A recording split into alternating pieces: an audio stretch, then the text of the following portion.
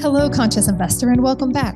I'm your host, Julie Hawley. For over 4 years, I've paired my background in real estate investing, education, and coaching to create powerful content for you each week. This podcast is where we take a holistic approach to investing by focusing on 3 ingredients to a life of personal freedom: health, mindset, and wealth.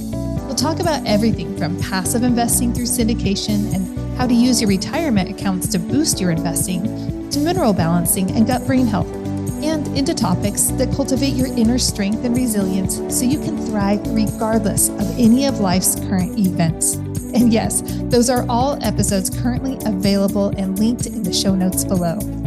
Join me each Monday for a mindset episode and later in the week for an interview with expert investors and health professionals so that you can experience your greatest health, strongest mindset, and build the wisest wealth. I am so excited to have you on my show, Alexandra, because you and I've spent a lot of time recording. So this is really great to see you and to be able to ask you questions this time. So welcome to The Conscious Investor. Thank you for having me so much. I've been looking forward to this for weeks since we had our last conversation. So, very excited to be talking to you again and to your audience. I'm excited because I know that there's so much information that you have that people don't even know is available. And so buckle up.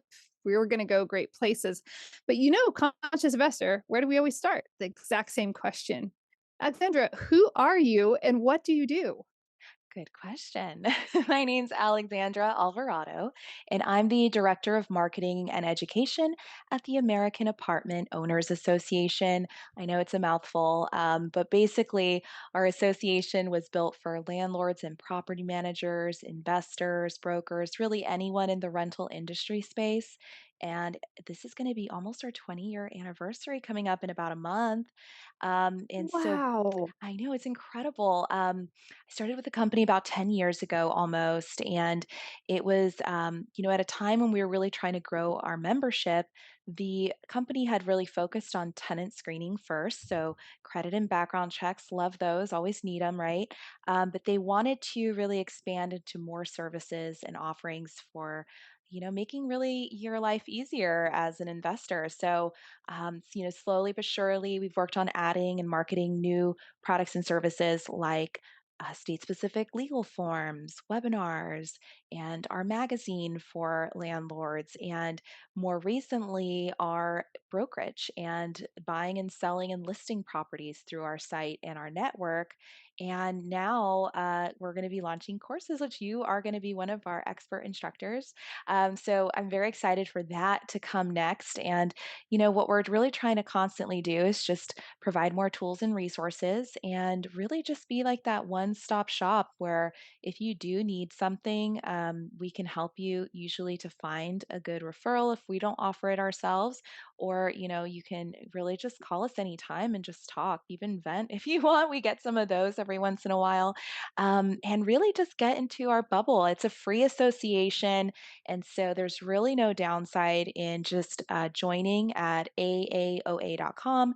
And once you get into that, we'll start sending you invites to all of our events and to, our different resources. So, yeah, it's really been a great job to have just to work on adding all these really awesome features and marketing and telling people about it because I know that's what I was telling you earlier, Julie. It's like I just feel like I have to tell people that there's like so many free resources that we offer and that are out there.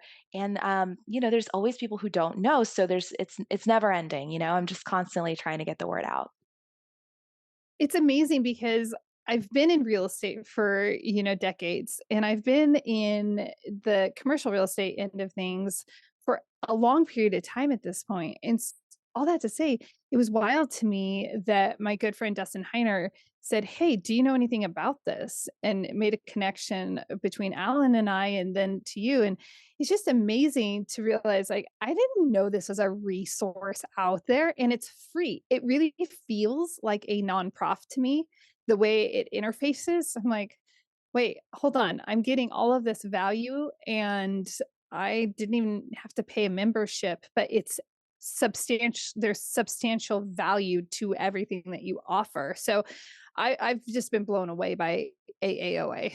Oh, thank you. I'm so glad you found us. I mean, that's a great example where, I'm always surprised and they're like, "Oh, you didn't know yet?" Oh, I'm so glad someone told you. Word of mouth is definitely one of the ways people learn about us. And, I always love that's my favorite type of referral. It's like, wow, someone Yes. told you about it.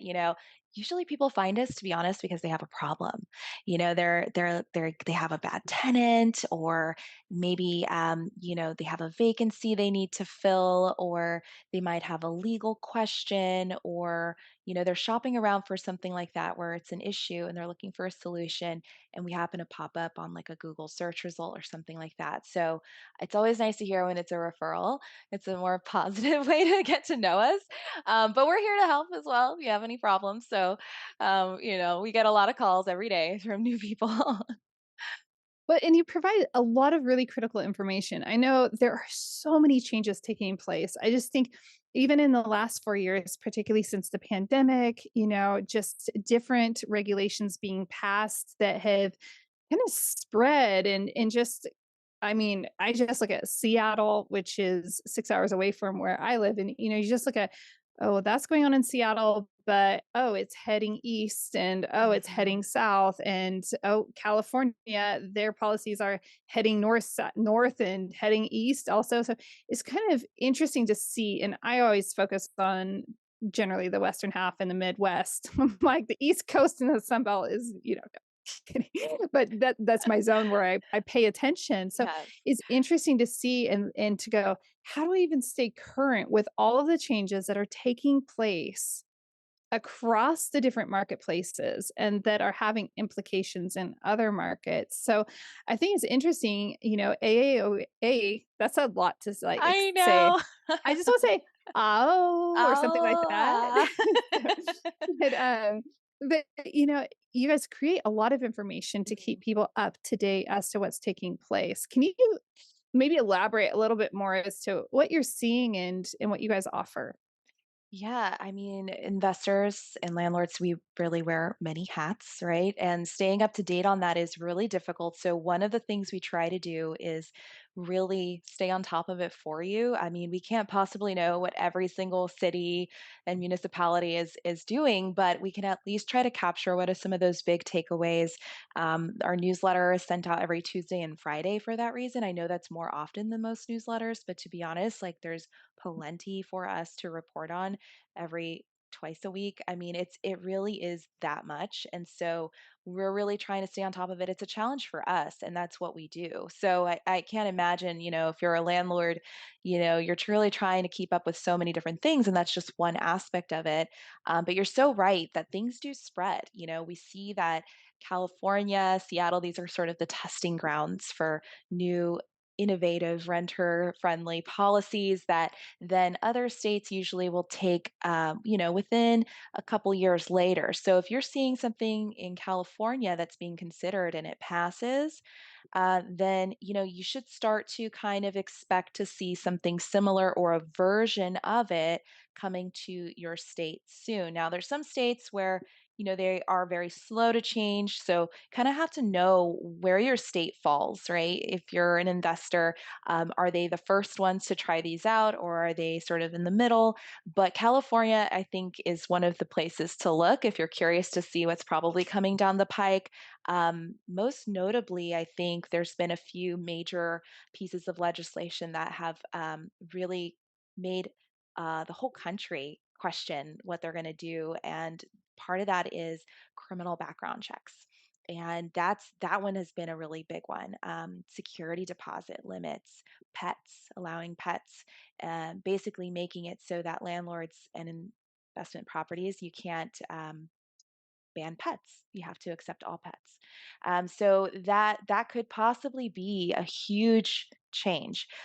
In California, it's currently under vote, but if that does happen, then I think we're going to see throughout other states a lot more pet-friendly laws. So I'm not just talking about emotional support animals or service animals, but just pets, right? So fewer restrictions on that, fewer restrictions on the breed or size, which in turn may affect your insurance rates, right? Mm. So insurance companies don't love it when you have a pet friendly rental or when you accept certain breeds. So that is going to definitely be something that might affect a lot of landlords if it starts to get passed. So, Arizona is also looking at a bill as well to not restrict any pets based on breed or size. So, it's definitely interesting. We could dive into some of those a little bit more if you're curious, Julie, or if you I think your would love to. audience is. If you're watching on the YouTube channel, you're probably reading my face going like, "What? Tell me more." Like, so these are things where we can pay attention, but sometimes I become so tunnel visioned in the markets that I invest in that I'm not always wide-eyed about these. And they still seem so outlandish to me. Like, Mhm. wait, no. You're gonna tell Yeah. me the owner of this property, the one who has signed the loan or everything, that I can't do this with my property? What? So Yes, yes. And it's things like that that are just shifting, and this post-pandemic push by tenants who have now even formed unions to really advocate for these changes. Our nation is turning into a nation of renters. And with that Mhm. comes a lot of, well, a lot of people who have voices who want to be heard as well. And so we're seeing a lot more of that kind of leaning towards a tenant side of things. It kind of was happening already before the pandemic, but it really accelerated it, especially now with inflation, rent prices that are, all basically across the board higher than they were ever. So, all of that, I think, has made tenants really passionate about advocating for themselves. And so, you know, some of the policies they can have some benefit, I think, to the society at large, but there really isn't a bit of balance at this point. I think it's kind of swaying a lot to one side, which is the tenant side. And Mm. I think one of the biggest ones for me is really that really perplexes me is the criminal background check. So, like Oakland, California, currently has banned criminal background checks. So you cannot do a criminal background check on a tenant. That is major. We have restrictions also on evictions and knowing whether or not a tenant has been evicted. I mean, if you're looking at, having an investment property, these are two very important things. And it's incredible to me that really it's a movement that's not isolated in California. There's many cities and counties that are either really restricting access to criminal information or eviction information to the point where it's almost useless in some places. And so I think what we're going to start to see even at a federal level, is some restrictions on how that data is used, and also really for the purpose in their eyes to give criminals a second chance. But it comes at the cost of, as you said, not being able to do what you want for your property or make that decision based on the information that you get. And so places already like even New York City, they you can access the information, but it's $100 for each criminal report in the New York City five borough area. So there's ways in which they can semi restrict it. But the Biden administration has said that they are launching an investigation into background checks in general. So this certainly, I think, is going to show up later. This isn't going to go away. I think maybe in the next year or two, we're going to start to see definitely local, but also potentially federal, some more restrictions on how you can use criminal records. I mean, right now, it's like most screening companies are going to go back 7 years and it has to be a conviction. But, I could see it maybe the time frame gets smaller, or perhaps it's, certain types of crimes aren't included, or certain areas are included, or in some cases, you have to give the offer of the rental before denying them or before even running the criminal. So it really is going to be, I think, interesting in the next couple years to see that. And then even further down the timeline, what that's going to do to investment properties, right, over time, we'll have to see. It's so fascinating. Two thoughts. One, it's disappointing to me because the position is coming from an position of putting owners, property owners, as the bad guys, as if they're Mhm. doing something wrong, and it's making an assumption that everyone is operating in this malicious sense, or that it's exclusive, or it is, being so biased. I am trying to be a little bit somewhat mindful about my words, I think, and that it's disappointing. It's like, Mhm. actually, yes, there are large conglomerates that do own huge chunks of real estate, and then there are those people, like those of us who are part of Apartment Owners Association, that it's like, wait a second, we're regular people Yeah, absolutely. And who you care. know, that's the thing. Who care? Who care? And I Mhm, think that's where it goes wrong is that there's no differentiation, right, between, you know, like my mom who owns some rental properties, she lives close by the rentals. She has also in the past even had like a duplex situation, right, where you're living door to door with your tenant. And, she has to follow the rules that a large corporate property management company does. But it affects her much more than it would a large corporation. And that person, those types of what I guess you could call them mom and pop landlords, they mhm, own nearly half of all rental units in the United mhm, States. And so it's incredible to me how many individual investors these laws affect in such a really impactful way. I mean, it really does change and make it so that, these people who do care won't want to be landlords at a certain point, and especially in certain places. And so if it doesn't make sense, I mean, you probably want my mom as a landlord versus, some corporate entity that is going to do things, with absolutely no leniency or any sort of care.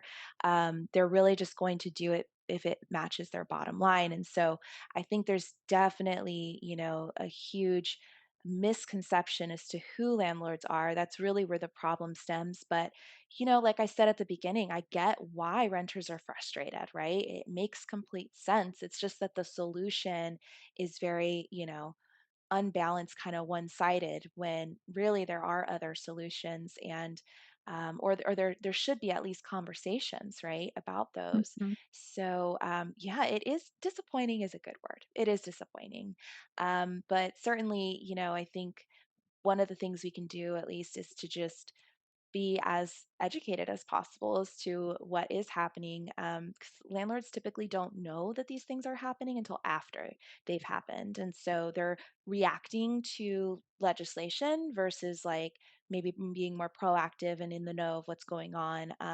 So that's one thing you could do is just like stay in the know, and we try to help our members do that. So hopefully that changes. I think the scale may at some point balance the other way, who knows? But at least for now, it's very, very much like tenants are winning the legislative fight here on a lot of issues. Is there any, I imagine there are lobbyists and such Hmm. on the upper opposite side, or does AAOA, I mean, you guys are information bearers, do you provide, Yeah. like, here's who to contact or any information like that? We don't, but can say that if we're national, right? So we're Yeah, really, you know, nationwide. We're looking at, also a lot of our members that join local associations. And I think that's a good idea too. It's good to have the kind of overarching knowledge of what's going on, especially because people don't always invest in their backyard anymore, right? Most right. people, they're starting to invest remotely now. It's not uncommon. So it's good to have a very hyper local association, I think, in those some of those areas. that can really hold your hand through some of the lobbying aspects, and they are very great at organizing at a local level. So I still recommend that. I think for us, our goal is just to educate, and Yeah. that's number one. So definitely, if you want to get involved locally, I'd encourage landlords to do that. And they a lot of these local associations, they'll file lawsuits, they'll really lobby and make an impact on these policies, and they're successful sometimes. Or I've even seen it in Los Angeles where they'll make a lot of efforts, and they'll at least delay it, or they'll at least get something maybe taken back a little bit or revised. It is still, even with all that effort, it's still hard to stop completely. So they're doing the best they can. So I think, the more support we can give to that, the better. Although we ourselves don't do it, I always encourage people to look out for that, and to really advocate for themselves. And really, like I said, a lot of times it's like people making these requests or pieces of legislation. They don't even know, like, a small mom and pop landlord. They don't get what it's like. I think the media is another great example, right? They like to paint landlords in a very negative light. So I sometimes get interviewed, but I always encourage our members when I'm interviewed and I talk to a reporter, I'm like, okay, let me go find a member that you can interview. Like, let's hear their story. We need more of those Right. stories in the media. So I try to, like, also connect them with, like, the reporters that I'm working with, and that hopefully can also get people to understand the perspective a little bit more, because I think there's not enough understanding about the difference, and how it affects landlords and who they even are. Right. Yeah, that I think is always a surprising thing. And I mean, really that's not to discredit anyone. I remember my first apartment building or first apartment that I lived in, actually the only apartment I ever lived in. Um I remember just assuming that it was owned by this beautiful complex. I just assumed like, oh, it's owned by a corporation of some sort. And then, years later being in the multifamily syndication space made me realize driving across any community, you really have no idea who the owners. I mean, that could just be, you know, 15 people that got together and bought that place. Hmm. Hmm. So, Yeah, absolutely. Yeah, so I think that's just well, we'll see how it plays out, certainly. But it's hard not to separate it from political discussion. But we try to stay out of politics ourselves. But really just representing the needs of landlords and whatnot. yeah, But another really interesting thing that I don't think a lot of investors are aware of either is this also push towards security deposit elimination. So that's always been, a safety net, right? That landlords right. and investors rely on, so that if something does go wrong, you're able to fix it with that. Um, the downside of eliminating or drastically reducing security deposits, which we're seeing happen really in states and cities all over the place, is that if you don't have that security deposit money and the damages are great enough, you may want to take that tenant to court. Right. So then that's going to maybe increase those court cases. That's at least one of the consequences I can see. But what they're doing is they're creating, like, these, they call them renter's choice security deposits, where renters can choose whether to pay a security deposit that is paid in payments over the course of 6 to 12 months, or they can pay it all up front, or they can purchase an insurance policy that would cover the lease agreement, which is non refundable. And so for a landlord, it's maybe the insurance policy might not be the worst because they could maybe still file a claim, but it still puts that burden on them. And the payment plan makes no sense, because then you have, what if, month 4 or 5, they just decide to leave and you don't have a security deposit at that point? So that doesn't make sense either. So it's just like there's these places that are trying to really tinker with how a security deposit works. But the ultimate goal of the security deposit isn't to withhold money for no reason. Like Right. it's there to make it easier for when they move out to just be able to not have to take them to court or like just fix your damages really quickly and easily and turn over that unit. So it's just that to me is crazy. Like I can't imagine like, and I talk to people in Atlanta, Georgia, in Illinois who are affected by these laws, and they're opting to not collect a security deposit because they don't want to do it wrong. Wow. Yeah, That's such a liability. exactly, exactly. I mean, Substantial. so like we offer we call it a security deposit alternative because that's what it's called in the marketplace, but when you do tenant screening through us, we do offer a lease guarantee option. So it's optional and the tenant can pay for it, but it was really designed to be like in addition to a security deposit. So you get extra protection. So basically, if later that tenant doesn't pay and the security deposit, you have the security deposit first to go to, and then your second layer is the lease guarantee, where you can get, that unpaid rent or damages that weren't covered by the deposit paid back to you by the lease guarantee, with the caveat that you do have to take them to court. But the reason why landlords don't take tenants to court in the first place is because they usually don't have assets to collect, or it's just not worth the hassle, honestly. If they're not going to see any money, and especially if they already moved out, it's sort of like, okay, just leave. I don't want that problem anymore. I'm glad they left. But with this, at least, if you have the lease guarantee and you do take them to court, it does reimburse you for that court judgment. So that's been a really popular product that we've offered that kind of helps.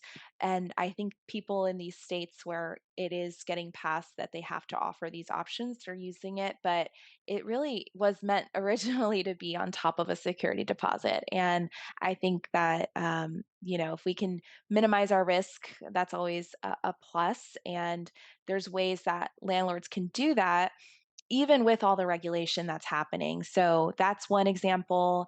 Always asking for renter's insurance before getting that lease signed. I can't tell you how many of our landlords don't do that.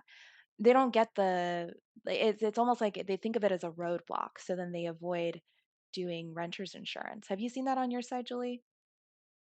No, I haven't. I've seen a lot of different, like everybody's operated in different ways. Hmm. And it's interesting, like when you're on that lease up side of things, to just have that as an option. And it can be presented in a very positive way, but that means that you have a strong property manager, or that you are strong and comfortable and you see it as an asset and you understand how to communicate that to that Hmm. potential resident so that they see the benefits of it.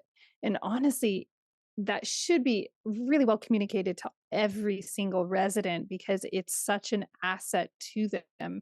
When we think about, just the unfortunate things that do happen, hurricanes happen, fires happen, like different things happen. They're surprises, they're unexpected. And while there is an insurance policy that's going to cover and come through the complex, it's also good to have your own, so to have your own insurance policy, because we all know that insurance never covers everything. Like, Right. one policy doesn't. So just as a resident, having that policy in place is that coverage, especially so often when we think about, well, who is renting and why aren't they owning? And so maybe they're in transition between, and preparing to buy a home and own it on their own, but maybe they're in a position where they don't have the financial reserves to recover if they were to lose, all of their possessions or something were to happen. Hmm. Yeah. And, But then what on the go ahead. damage side of things, okay, great. If my kid, if, accidentally damages something and we move out, that's going to be okay. It's covered. Absolutely. And I think what's interesting about it is that, you know, th- that if you don't have that renter's insurance policy and the renter does, have nothing, they're going to be very likely to try to go after you for whatever reason they can find to kind of cover that cost for them. So, like, it really does kind of encourage, if they don't have the renter's insurance, to go after you. If when they have the insurance policy is there, and they try to go after you, say, "Well, okay, but you have to go through the insurance policy first, and then if there's anything left over, then we could talk," right? So that really helps with that part of it for the landlord side of things too, kind of having that middle sort of barrier. And it's cheap. Renter's insurance is so cheap. Like, I mean, it's really usually, you can bundle it with like your auto and it's like 10, $15 more a month. I mean, Mhm. it's for the coverage it gives, it just seems like a no-brainer, I would think. And like it really does cover, I mean, we talked about pets, right? Dog bites. Yep. That's one thing, right? That a landlord could definitely be blamed for whatever reason. And of course, with any sort of like weather damage that really damages their physical property, not just yours, right? So your insurance will cover the physical structure, but then that renter's property, what's going to happen with that Yeah. property, right? You said they could lose everything, and that's definitely happened a lot, especially lately, with all of the crazy natural disasters that we've seen, and who is going to pay for that bill? Renters Mhm. surely will not be happy paying the bill for their possessions. They may go after you. So insurance is just such a crucial part, I think, for landlords to consider. And speaking of insurance, that is another big issue right now, is just that landlord insurance is increasing So across the much so. board. I mean, it's insane. I mean, you've probably already seen it, Julie. I'm sorry to say. No, It's it's like, painful. I mean, like I have never seen so many requests from our members asking us what to do. We're going to have a webinar next week, actually, about it. They might already have happened by the time this podcast comes out, but if you go to our website and you look under education, you'll see our webinars. We have all of our recordings there. But we're going to have an insurance expert come and talk and see if there's any ways to mitigate it, because it really is like, I mean, I know why the insurance is going up. Obviously, I just talked about like the climate, and then also just inflation in general, right? The cost to replace a property is increased. But it's just across the board, really. Even if you haven't ever filed a claim, you've done everything right, it's still going to go up. And so I mean, even looking at where you invest, right? Like there are Yeah. some places where insurance companies are pulling out completely, like in Yeah. Florida, places where, I used to consider very investor friendly, that now I would maybe definitely consider the insurance aspect, because Yeah. that's the fewer providers there are willing to insure, the higher they can bring up the price. So that's going to be, in certain areas where that you've seen the most damages, that insurance companies are like, this isn't worth it for us anymore. We're going to leave. Bye. And then you're kind of left with like one or two options that are super expensive. So definitely, I think it's an overlooked aspect of investing, and something that maybe you didn't have to even think about before. But now I do think it can be a big factor in certain areas. Yeah. Yeah. It's a huge factor. I was just talking to a friend about that earlier today. It's a huge factor. I mean, they've increased, they've pulled out, like, as to your point, and they've increased, 20, 30% in Mhm. many, many parts of the country. So that's substantial. That Yeah. changes everything, on top of interest rates rising, on top of inflation, on top of, it's just, there are so many different elements at play right now that are really interesting to navigate. Yes, interesting is a good word. I think, I think the average was 26% increase, multifamily properties. And that is a lot. And that is an average, right? So there's places that I saw as high as 120%. Could you imagine that? I can't. Double? I c I can't. I mean, there are some people that are struggling in the Sun Belt, and particularly in Mhm. Florida, where, I mean, they're doing capital calls because with their investors, and it's because of the insurance. Yeah. It's not because they did anything wrong, but to your, I mean, how did we could not have even underwritten to this. There was no precedent for this. Exactly. And I have a feeling at a certain point, if it gets too out of control, I have a feeling the government might step in to sort of do something about that. But this point, yeah, it kind of is what it is. So you just kind of have to know more or less. I think talking to an insurance expert is probably the best way to go about it. If you haven't talked to someone in a while about your insurance, you probably should, just to make sure, you're doing everything right, and that if you're going to renew soon, that you're not going to be super surprised. So you can start preparing now in any way possible. I know Yeah. some investors have taken the approach of just try, and this is unfortunate, but like cutting back on some of the coverage to really like your deductible, all the things to try to reduce the overall cost, but that really does just make it so much riskier. And so you want to make sure if you're cutting something, it's not something that you're going to regret later. Oh, that makes So me so nervous. yeah, yeah. So I think if you talk to the right professional in the industry, like a really good broker, I mean, we have one, the one that's going to do our webinar next week. Her name's Lauren from Insurance Hub. She's great.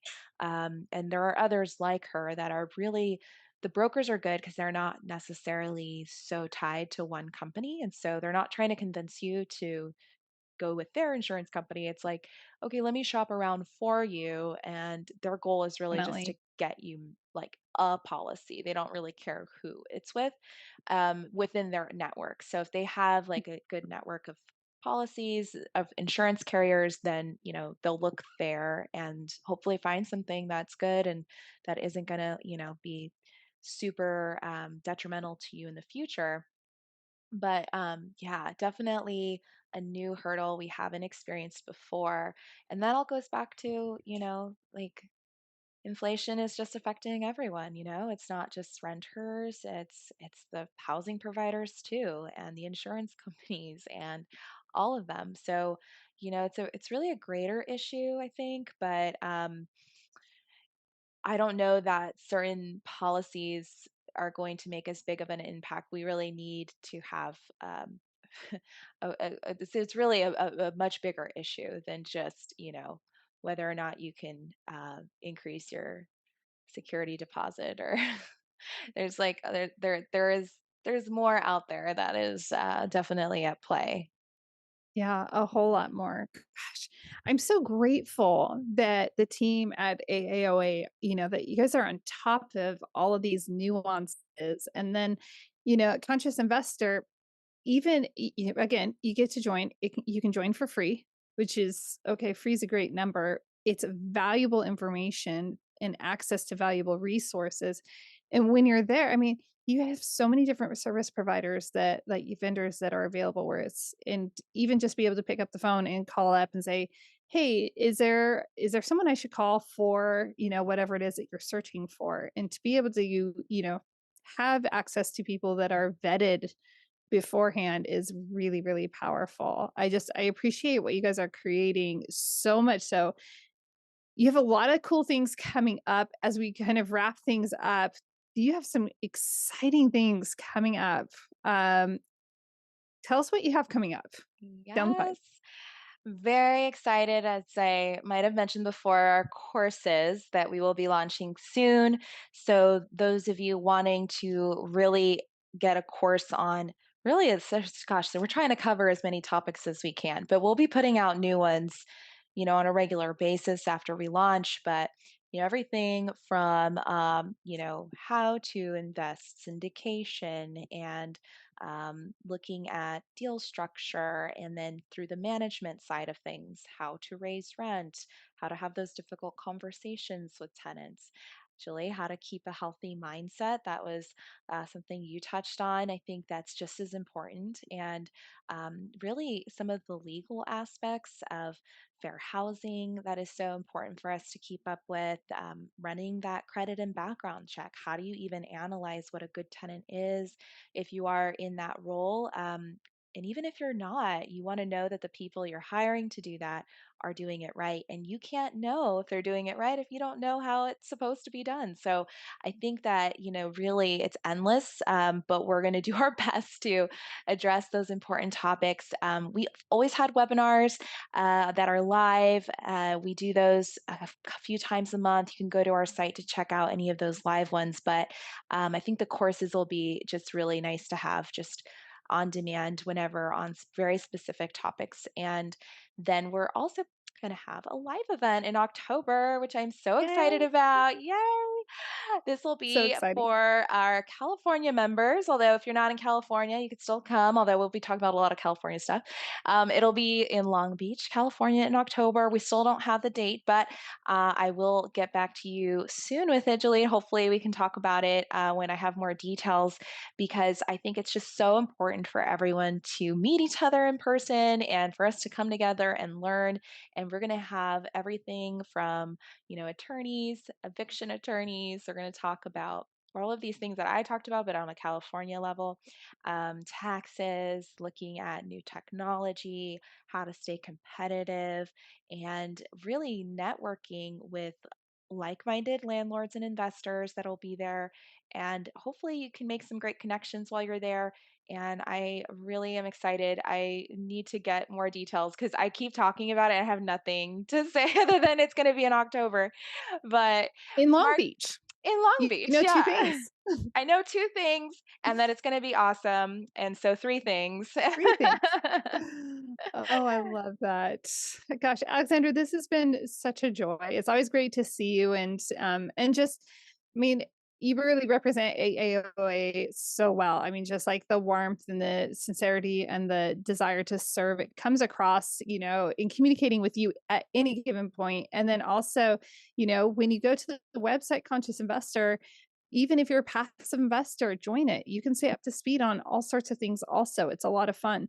And so, you see that coming through even on the website. And I really deeply appreciate that. If you don't mind, can you tell the conscious investor again where to go so that they can get connected up and Yes. link arms with AAOA? Best thing to do is join the association for free. Go to aaoa.com, click the join button. We do have some paid levels of membership that get you some discounts on some of our products, but you definitely don't have to do that. You could just join for free. That'll automatically subscribe you to our magazine, our newsletter, and any invites to events or course launches that we'll have. You'll basically be in the know of everything going on, any very important updates. We just added a new field to require our free registrants to tell us what state they have rental property in so that we could send you some more state specific Nice. updates. So, soon as you register, you'll start to hear from us. You'll hear from me probably at some point, and we do really take a personal approach. So if you also want to just call us, you can give us a call and talk to anybody on our team. But aaoa.com is the best place to go and just register for free. If you want to talk to me, then you can email me. I'm always available via email, which is I'm not shy about sharing it. It's Alexandra at aaoa.com. So don't be shy if you want to also talk to me about anything. I'd be happy to, point you in the right direction. I love that. Thank you so much for joining me on this episode, Alexandra. And Conscious Investor, don't be shy. Make sure that you connect up with Alexandra. Make sure you go and that you join up with AAOA. And then, hey, remember, adventure belongs on the trail, not in your investing and not in your personal life. So make sure that you connect up with me as well. If we haven't spoken or if it's been a little bit of time, just pop down to the show notes, jump on my calendar, and let's talk about what that first or nth step looks like for you in your personal or your investing life. Until next time, cheers to health, mindset, and wealth. Are you enjoying this episode? Help spread the word by sharing the episode with a friend or family member. Because really, where would any of our lives be without other people sharing great content with us? Help spread the word by sharing on your social platforms and with those you care about. And remember, tag me at Happy Julie Holly.